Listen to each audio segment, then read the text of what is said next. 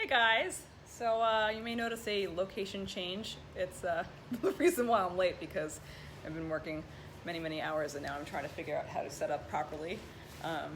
But so it's a little makeshift and that's okay. So I feel like I'm completely out of proportion, but that's all right. Maybe I need a pillow. All right. Yay, cozy pillow. So we're good. Everything's good. It's nice to be in my office. I feel bad because you can't really see how pretty it is, right? But a little bit. There you go. It's pretty. So tonight on Zoom we have my girls. I love it. So who did the 7 chakra homework? Kristen. Kristen did double. Which that other one was just bonus because I it was a bad day. bonus. That's okay. Bad days allow for good art. That's great. So, Or mediocre art used in color yellow. that's okay. Yes, you did your yellow, the hard one. So what I had said for the 7 chakra art was to feature the one chakra that you seem to have the most difficulty with. And so Kristen did that. Thank you very much. So I will post those as well. I actually didn't do mine yet, so I look forward to doing that because it's always fun. And I seem to go through a lot of sheets of paper as I'm doing it. So I start off with one. I'm like, all right, I finish it. It's not really the one I like. And then I'll do another one. And usually by the third one, I'm like, okay, I can deal with that one. That's okay. But it's fun. So this week we're going to start delving a little bit into the ego. And I say that we're doing this parts, hey Christy, because there's so much to learn about it, and I'm literally just a baby at it in a sense. So I keep feeling like I have things on me. It's my own hair. So we're going to just start with a little bit of that. And to do something like that, to really start talking about what ego is, you have to know what the self is. I'm not going to read your definition right now, but my Zoomers, I have to put you on the spot a little bit. You guys on Facebook too, you can start to participate, but what do you think, just, you don't have to have crazy dictionary words, but when you think about the self, what do you think about that? Do you think about that? I bet if I phrase it differently, you'll start spewing information. But, so when I say, Renee, tell me about yourself. That changes it, right? Tell me about yourself suddenly changes it. Tell me 3 things about yourself. I'm artsy. You what? I'm artsy. You're artsy. Outdoorsy. Outdoorsy. And I think I'm friendly. Friendly. She thinks she's friendly. She's very friendly. Okay. So notice how when I phrase it differently, something comes up for you. So you understand that, like, oh, part of myself is talking about what I do or what I like to do. And then there's also the part of self that comes up with, well, what am I good at? What are you good at, Carrie? Name 3 things you're good at. What? Any sport. Any sports. She knows that right away, right? Any sports. So there's another part of the self. It's the identifying as a conscious being. So that's a big part of it. And how could I ask you a question like that would lead you to something? All right. Kristen, what are your thoughts about yellow? She starts smirking right away. She's like, ugh. I love the flavor of lemon. She loves the flavor of lemon. Good. I will never wear the color yellow unless forced. She will only wear the color yellow when someone named Vanessa instructs her to do so lovingly. Ha ha ha. Pretty much. However, I would decorate my kitchen in yellow. Oh. If occasionally. Okay. I like that half commitment. I would do it, maybe not. Okay. Hey Danielle. Awesome. It's good. It's good. So those are some of the parts of the self, being able to identify as an independent with the stream of consciousness. And then we start to take the other parts of the self into what we do. So what we do, how we do it, And then there's so much more that comes into this. It's actually a very exciting topic. If you've ever taken a psych course, a philosophy course, anything like that, you start with this stuff. I've forgotten it. I've taken it so many years ago. But this identity thing is super strong, because that's really how we, the center part of us, end up living in this world and presenting and then communicating. I won't say who it was, but maybe somebody might have texted me this week about a situation they were dealing with. I'm not staring at you, but I'm staring at you.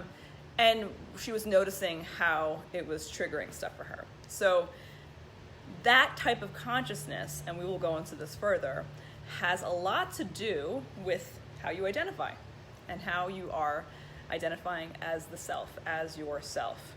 And then all the triggers that come around this. So that's why I'm saying we're just skimming the surface this week, because there's so much that happens with that. So I can talk about this in terms of chakras and what to do and where we go and how those layers and layers and layers work together in unison, or sometimes against you in unison as well. But this identifying process is really, really, it's very important. So I've been, listening to some stuff on the ego and self and stuff like that, just trying to gather what I want to actually talk about with it. And part of it is so interesting, because everything that I'll say to you or somebody else will say to you about this, you already know. You already know it. It's inside of you. But this dissection of all these parts might be new information in the way we're going to handle it and organize it. And that part is what's going to free you from some things that really can weigh you down pretty easily, particularly triggers. So there's going to be actually a week that we'll just start to discuss how triggers work and things like that, and how to keep from getting so triggered. So something to look forward to, I think, because who's not triggered? Right now we might be triggered on a daily basis. And I'll tell you more of what that means too. So more questions about the self. We're kind of speeding through it because I really want to get to community talk and meditation and things like that. But hey, Danielle, Christy, if you're still watching, tell me 3 things about yourself. Take your time. So I'll tell you 3 things about myself. And it's also interesting how we talk about ourselves. So I said talk. So Renee first, she said, would you say you're artsy, right? Okay. So she didn't say I'm good at art. She said I'm artsy. So we have to take note of that too, because that's also important. So if I say I'm an empath, or that versus the difference of me saying I'm a healer, versus the difference of me saying, oh, I'm really good at what I do. And the way we discuss ourselves is very important. It shows a lot about where we're at, how we think, and you might notice that you do say different things to different people. So somebody that ends up being a trigger for you on a regular basis, it's usually like somebody who's you're very close with, or a family member, or a coworker that you have a daily interaction with. You'll tend to get triggered really, really fast. And when you speak with them, even if it's in reference to yourself, you'll say it differently.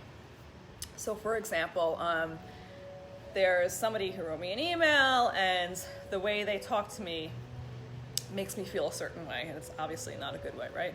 So the way I speak about myself is going to sound a little bit more defensive, and that defensiveness will conflict with the ego, and that's where we're going to start talking about that. But that's when I feel like I have to tell them my background, right? Where suddenly you're like, well, I've been doing art my whole life, and I did a mural on somebody's bar, and like people always come to me for that. So that identification of the self comes up in a different light, and it's really, really important to see how that happens with different people. Renee feels super comfortable with me, I would think. Hey, Joyce. So for her, she didn't have to tell me, oh, I'm really good at art. She just said, I'm artsy, right? So it's a difference. So, go ahead, Nay. You're waking up, but I'll show you. Different times, I'm better at certain kinds of forms of art than others. Right. So you understand that, but I'm talking about the way you answered the question was to directly just tell me that you're artsy. If I asked you what you're good at, then you would start doing that. But sometimes when you're having a person really who does trigger you a little bit, the defensiveness comes up, and you automatically start with, well, I'm really good at that, and I've been doing that a long time, and blah, blah. It's all about the way you're identifying. You see what I'm saying? So it's something interesting to take note of. Maybe during the week you'll have more encounters now that everybody's socializing a little bit more, and just see how that works for you. It doesn't mean that you're bragging. It just means that part of you has to like really strongly identify the self to make sure that you're heard and seen and you know, and what else? Heard, seen, and appreciated, right? So part of the self-esteem starts to come in too. So it's interesting how that works out. I definitely find that with certain people I have to be like, yeah, well, I know what I'm doing. Like, you know, and clients will do this to me too, where, you know, they start to think they know better or whatever else. It doesn't happen often, but when it does, I kind of have to check myself and be like, you're not going to go school them on everything. You're just going to let them know, you know, I'll try it your way too. You can trust me, and just keep reassuring them. Because it's not that they're attacking me. It's that they're trying to make sure that they're taken care of, and they start to kind of freak out over that. So it's okay. It's all good. So Joyce, we're talking about the self, and if you're still there, let me know what comes up for you when I say, Joyce, what do you do? What do you like to do? What's another thing? I used to dance, and now this is a big thing that will come up in another day's conversation. I used to dance. I used to be a dancer, and those are two separate ways of saying it, right? I used to dance. I used to be a dancer. I don't dance anymore. I'm not in dance classes actively. If you ask me to dance something, I could dance it, like not like I used to, but I can still do it. I'm not going to talk too much about that because that comes up with the ego. But this part of self-identification, still very, very, very important in understanding. So things that you used to do, are they still in your realm? Are they still in your wheelhouse? And are they still in your identity? So ladies on Zoom, because the Facebookers are so slow on this thing, can you tell me things that you used to do, you used to identify with? It's harder for a second, but probably not. Or maybe you're lucky and you still do all of them. Well, until recently, I used to do, like last year I would have said that. Oh, I see. Okay, so last year was really the first time in a long time that you started doing art again. Yeah. Okay, that makes sense. Carrie, anything that you haven't done in a while? I mean, I'm on the same length as Renee, as like before this year I didn't drum that much anymore. Right. Okay. So that makes sense. So maybe this is the year of the becoming again. So, right? So if you made a list of yourself and you put like Vanessa in the center, and then you kind of mind mapped, and maybe I'll go into mind mapping right now actually. And you mind mapped all the things around you. So mind mapping is a very simple concept. You put a subject in the center, like a little bubble. So my subject right now is Vanessa. And then you draw little external lines. And then in this mind mapping, we would go like what I associate myself with. So I put little bubbles around that. And you do it really, really fast. And then out of those bubbles, you put more bubbles. And then you'll start to come. Good homework. What's that? Sounds like a good homework. It's a really good homework. Maybe we're going to use that as homework. So, Trouble, Gary. Carrie doesn't cause trouble. She brings it, baby. So much trouble. So the mind mapping is a big release too. We're using it in a different way than I was ever taught, but I think it's going to be very interesting because if you do it really, really fast, you're not editing anything. And generally, when we journal or we tell even our therapist, we've already edited it many times over so that we can become part of the narration. And that has everything to do with the self, right? So we don't want to be seen a certain way, or we don't want them to worry about us in this way. We want to kind of steer it this way. I mean, I remember going to a therapist when I was at UAlbany, and I'm not saying she was not a bad therapist. She just wasn't trained enough. And for me, I needed somebody who was trained. And immediately in the first session, she basically invalidated, or basically told me I couldn't tell her, my really deep stuff. So it was pretty painful because then I felt like for the rest of our sessions, I was putting on an act because I couldn't really get into that deep stuff. I didn't feel safe telling her things. So suddenly it was like an act that was going on. And now I had already done that narration many, many years, for many years, and had already adjusted it and had already thought about why things happened. And really at that point, I needed an external person, an objective person, kind of helping me heal. And unfortunately, she couldn't have been that person.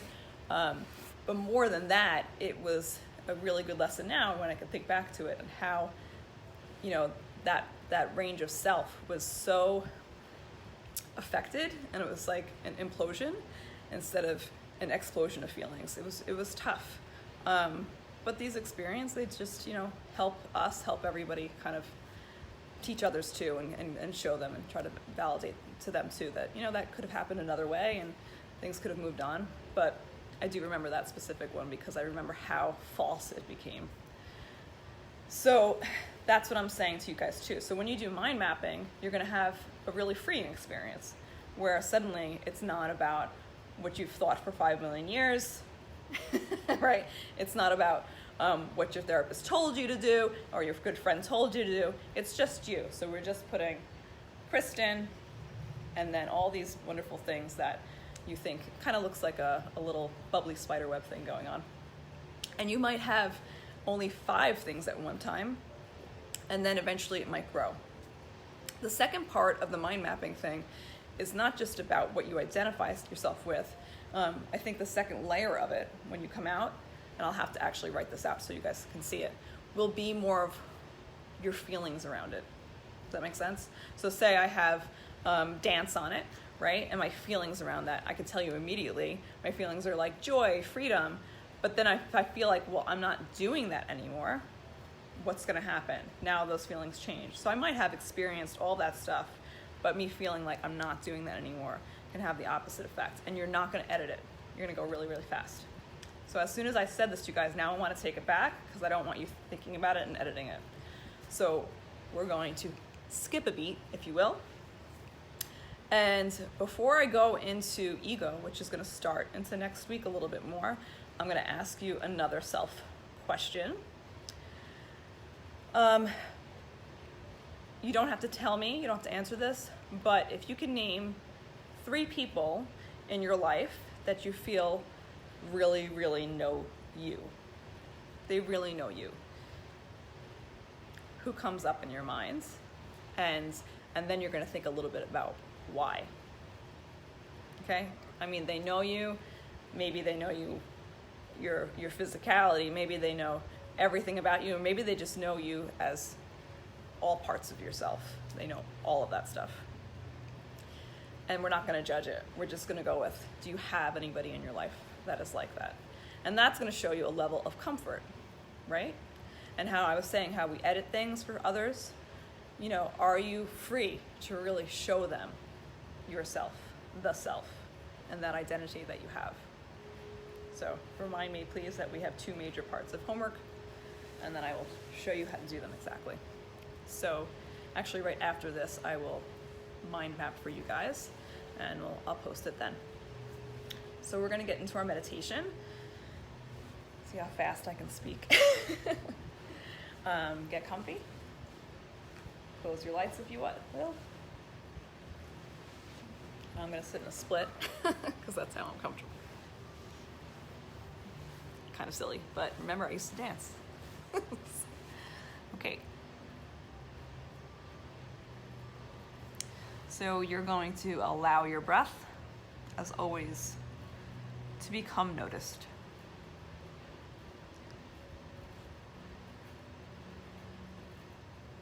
And as the breath becomes noticed, see if you hear any validations, any thoughts or things that are flying around. They don't have to be good or bad, they're just there. Can you hear anything?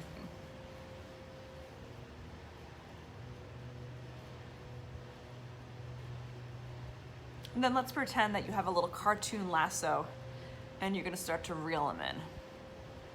So gain those thoughts, gain those moments, and just reel them in however you can. And when you get one, I want you to put it in this beautiful little basket that's right next to you. So you're going to place it in there. Maybe yours is prettier than mine. Maybe it's in a gift bag or something like that. But you're going to put all those thoughts and kind of pack them away neatly.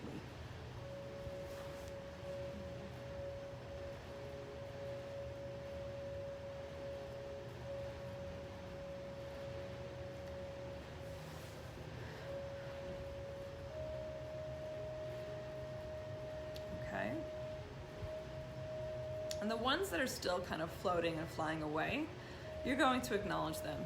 And I want you to kind of personify them so you can almost, or maybe you can, actually shake hands with the thought. So shake hands, say, I see you, I'll talk to you later. I see you, I'll talk to you later.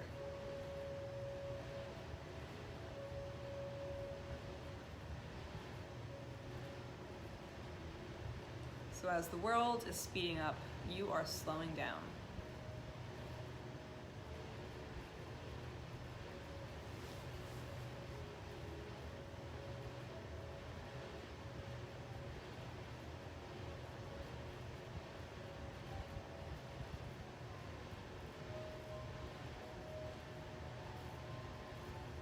And then you're going to slowly identify your body. So as if you were teaching a child body parts,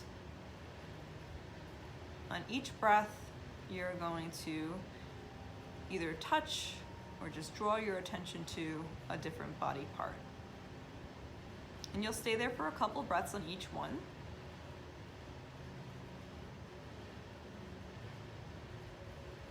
The breath gets slower.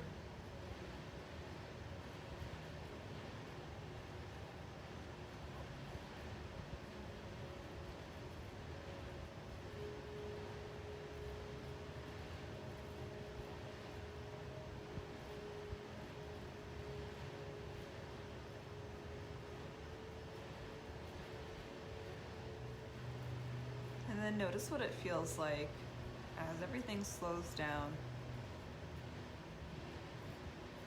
Notice how you are able to bring the witness to each part of the body.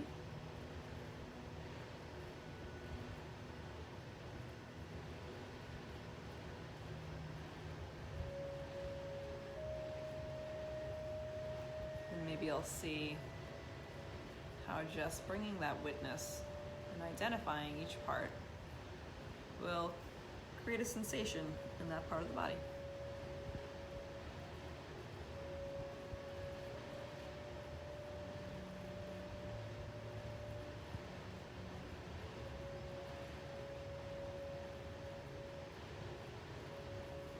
And now we're going to go way back in our studies. I think it was the first couple of weeks we talked about intention. So you're going to focus on intention. So your intention for tonight may be different from mine, so I'll give you a separate one as well. But what is your intention for tonight?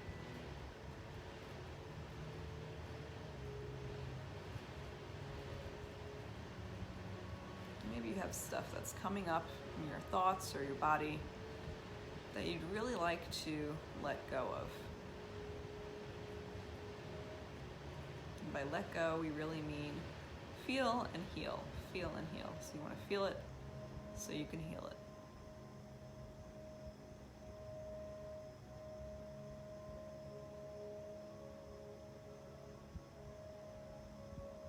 So anything that's happened during the week, you're bringing this into the culmination of just bearing witness and identifying. You've already felt it, and if you need time to feel it more, you'll still go there.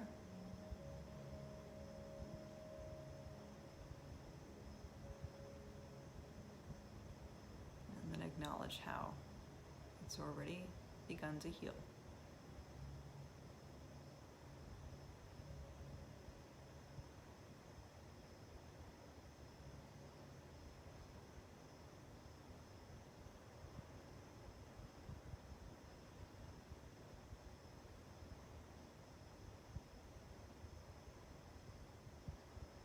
And wherever you are, acknowledge that you're doing such a wonderful job putting forth this effort into feeling and healing and continuing with mindfulness. Such a wonderful job.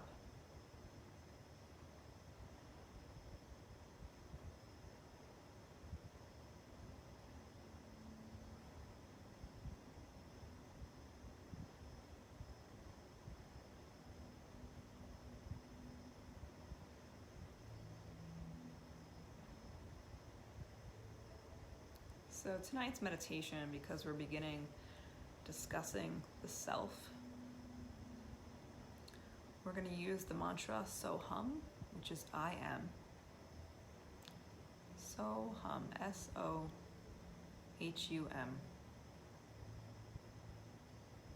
Now remember, these mantras create a different vibration, a higher vibration internally. So you'll take a deep inhale on So,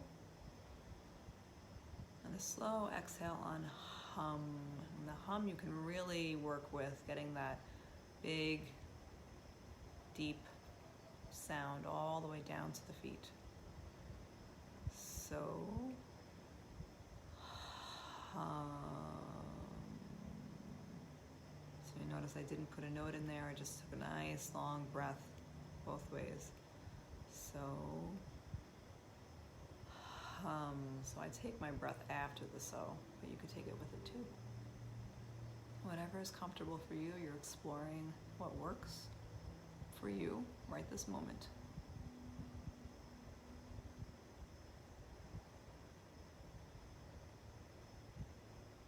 And what I love to do as well with mantras, to really get it encrypted into your psyche, is to write it down. So even in your mind's eye right now, you're going to write it in the sand.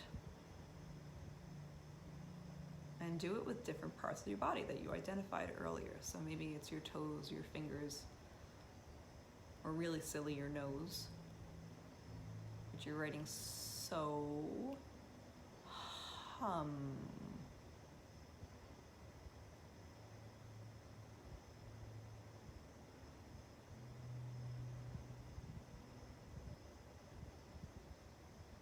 Take note of this moment right here.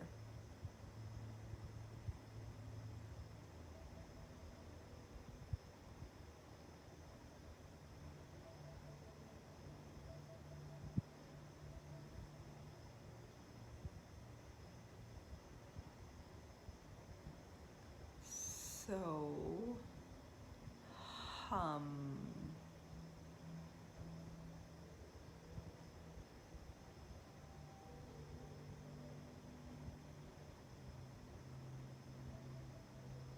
Now, this mantra is not only just about the self, it's really more about the self in the present time. In this very moment, this exact time, this one very simple moment. So as you're writing it in the sand, with every part of your body you're identifying over and over again, it's the perfect time to lie down in the sand, which is going to bring up some stuff for some people, because maybe you don't like to lie down in the sand, or maybe you love it. So this is all about you. So you bring in whatever you need to get comfortable on the sand, but take note of it. So if you need to have blankets and towels and everything around, take note of that. And if you need nothing, notice that as well.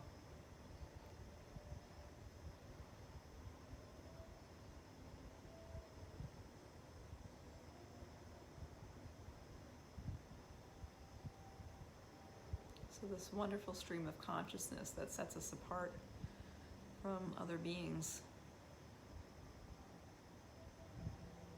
is also what helps create this self and this identity.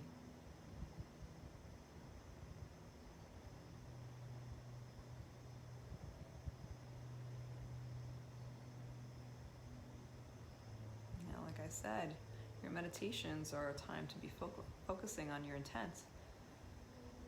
But I'm going to give you my intent as well. Your intention tonight is to focus deeply on bringing the breath right into the heart center. The heart is where joy is brought. The heart can bring joy, and it can receive it. And joy is more than happy. Joy is what makes you feel alive, gives you a higher vibration. It refills and refuels you. And it really emanates to others. So joy is a little or a lot of different than happy. This emanates bigger and wider. So if you're identifying with some of these gifts, these things that you really see in yourself I just want you to pick one of them. And then I want you to focus on how you can, or how you do, share it with others. So if it's a little abstract, you're going to have to figure it out and marry it. How to marry that idea. So how do you share this with others? We're talking about how the self shares it with others.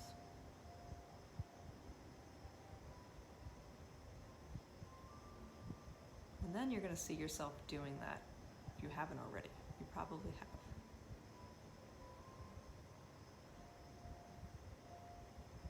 And notice if you're, in the third person type thing, like bearing witness, or if you're still in your body actually doing it. How are you sharing this gift, this identity?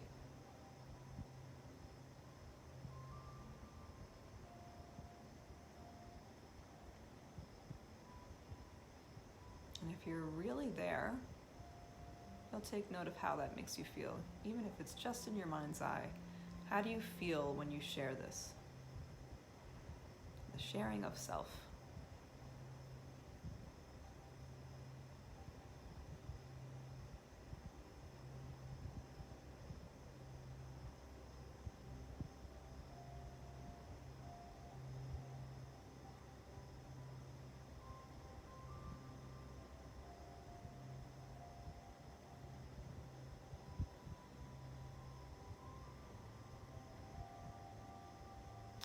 And now I want you to reach out to one person in your meditation, in your mind's eye. It doesn't have to even be somebody you know, just whatever person is there with you. And I want you to notice something in them, something that they may identify as themselves. And right now, you're going to help them bring out that part of them, that part of themselves. So see yourself really helping them shine, helping them do something you think they really should do.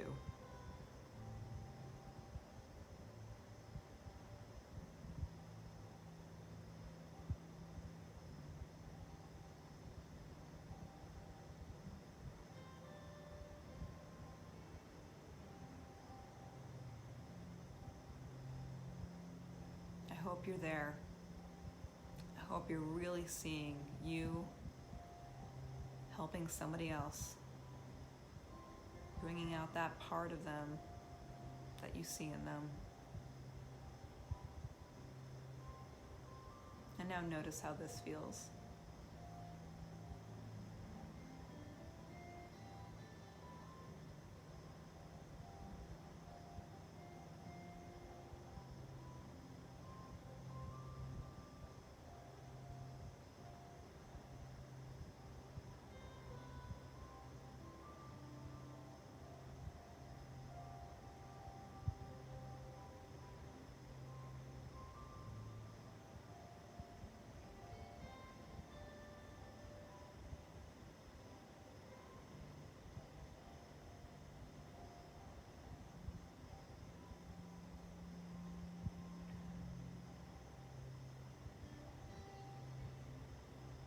You're going to bring yourself back to that sand, this drawing board, so to speak.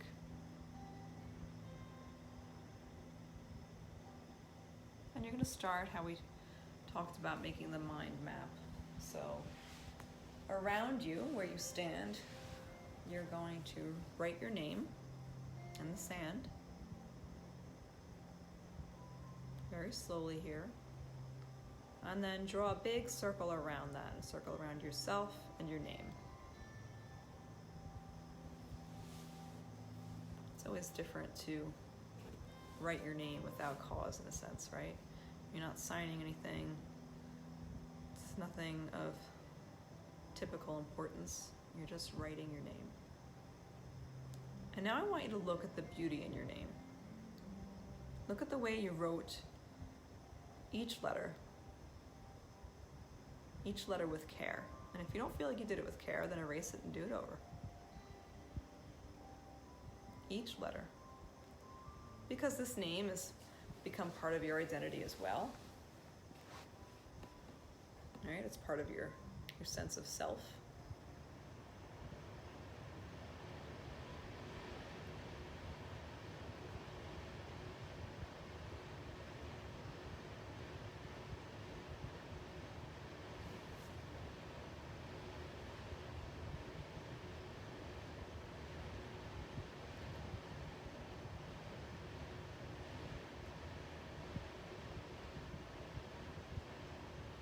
And now that person that was with you before, the one that you helped shine, you're going to invite them back. And have them sit in their own circle right next to yours. And for a moment, we're going to blur the lines of self. So, in your mind's eye, you'll bring your right hand up. And your friend right there will bring their left hand up. And you're going to start mirroring each other's motions.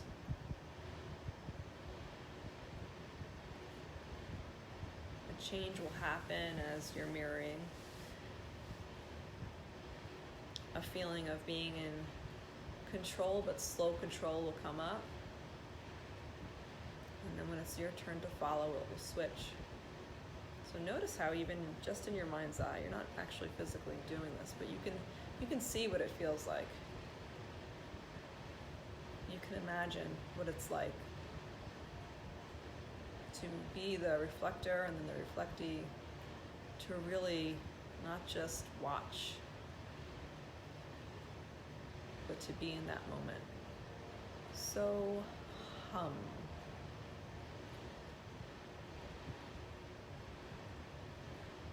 And now, as we're doing this little practice together with our friend, you'll also take note of how present you have to be reflecting. And when you switch turns, how you'll have to be present there too. And I guarantee, even in this meditation here, you'll start to feel things, like maybe a little anxious that you might get the reflecting wrong. Or that you're going too fast, or you're doing it wrong for them. And maybe not, maybe you feel very confident. Just noting all of this. What happens for you?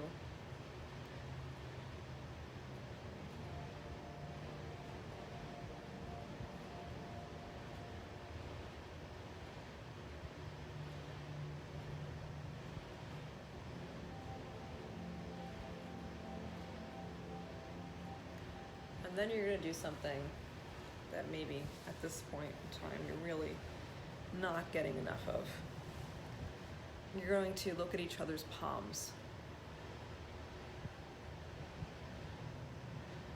Not just look at their lines and things like that. You're going to look at them like you've never seen hands before. What are these things? Study each part, each curve, each finger, nail, cuticle.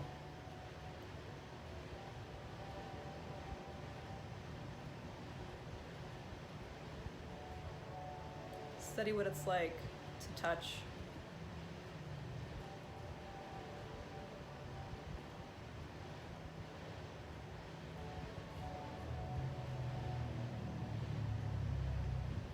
Feel what it's like to hold that person's hand. Notice how you're holding their hand. Is their hand on top or bottom? Are your fingers interlaced? Are you clasping one underneath and then another hand and sandwiching? Whatever it is, just always taking notice and bearing witness in that singular moment.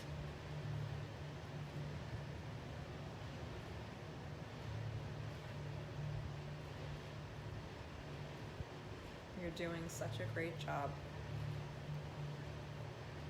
Wherever the mind is, you just keep drawing it back to the feeling of the texture, emotions, thoughts.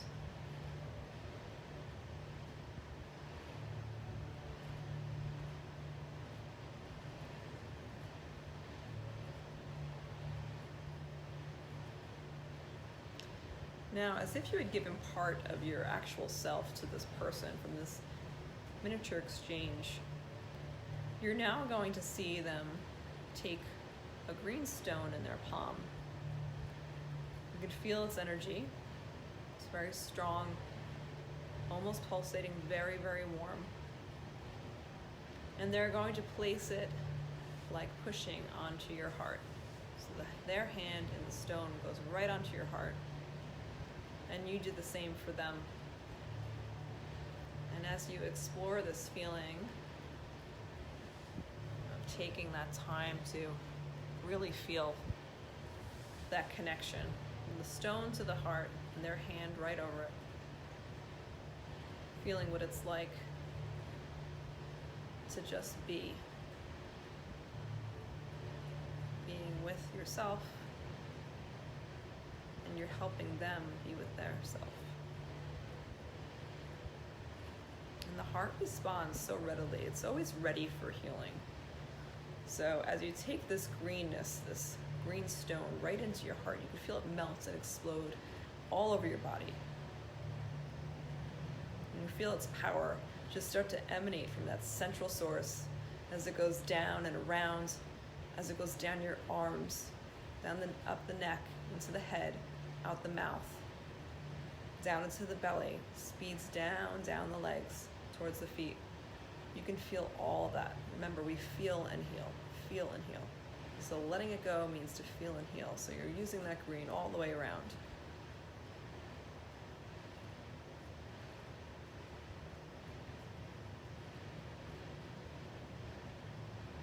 And then very quickly, just as fast as that all occurred, now you're just going to be back to back with this one person, feeling your own breath and at the same time feeling theirs.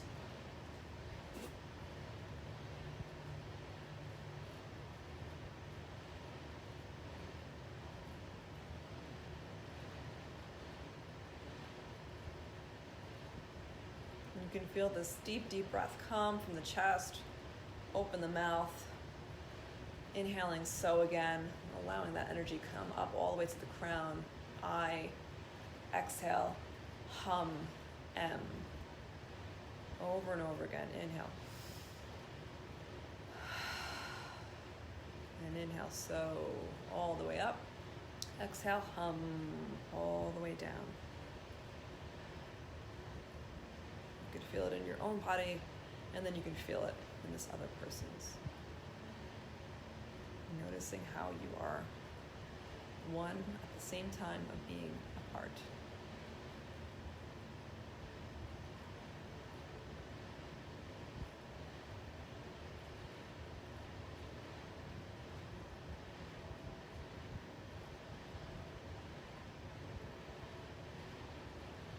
You're going to very slowly come back fully into your body. If you feel really resistant to that, then you stay exactly where you were. You're always welcome to explore your meditation and the imagery that occurs for you. You're always welcome to stay there. But if you are coming back into your full body, bringing the awareness, again, labeling each body part as you inhale and exhale, as you would with a child. I breathe into my feet. Staying there for a couple breaths. I breathe into my hands, and so on and so on. Until you can literally see how that breath brings light and heat and love into each part of your body. And haven't you done such a good job at being present? So hum over and over again. I am, I am. So in these terms, it's not meaning I am all these things.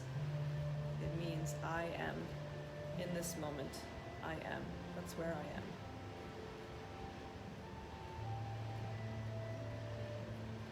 So you'll take this mindfulness that you've achieved just by redirecting over and over again.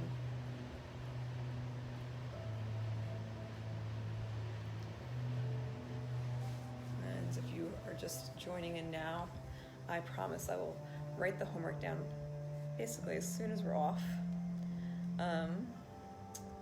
And please, I urge you to do it, because it's really important for everybody to understand the self, what you are, how you identify, and how ultimately we'll start talking about ego and how we affect that for ourselves and for others.